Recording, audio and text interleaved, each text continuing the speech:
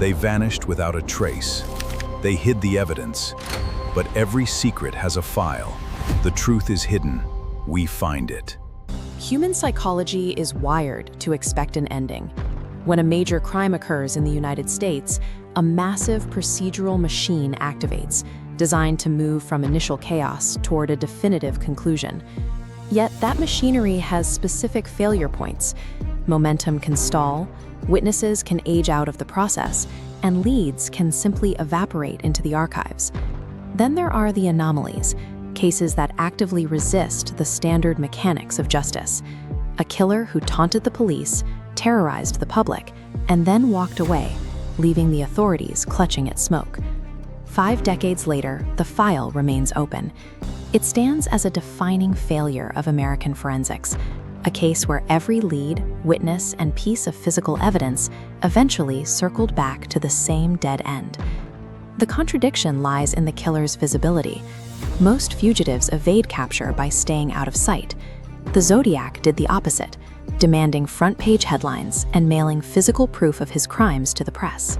To understand why he remains unidentified, we must examine how an investigation goes cold. An investigation doesn't freeze instantly. A cold case is the result of a slow, systemic degradation of momentum over several years. The first factor is physical. Inside these archived boxes, biological samples degrade, and once vibrant evidence becomes static data. The second factor involves the sheer human cost.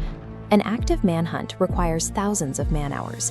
Eventually, budgets shrink and detectives are reassigned to newer cases. Finally, there is the problem of isolation. As seen on this fingerprint card, a high-quality physical impression is useless if it cannot be linked to a known suspect in a database. When these factors, decaying evidence, exhausted manpower, and a lack of matches overlap, the file is officially moved into passive storage. Most cases reach this point because investigators lacked information from the start. The Zodiac case took the opposite path. During the killer's era, the Bay Area was highly populated and connected. The Zodiac operated in a public, media-saturated environment, ensuring he was never ignored. He actively fed the investigation. In this handwritten letter, he provided a blood-stained piece of a victim's shirt as proof.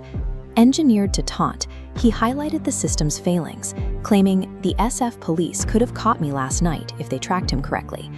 Law enforcement even possessed eyewitness accounts. This wanted poster features 2 side-by-side sketches based on witness descriptions. But this abundance of data paralyzed the search.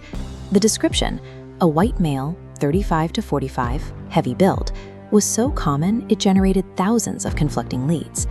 The investigation collapsed under the sheer volume of its own data.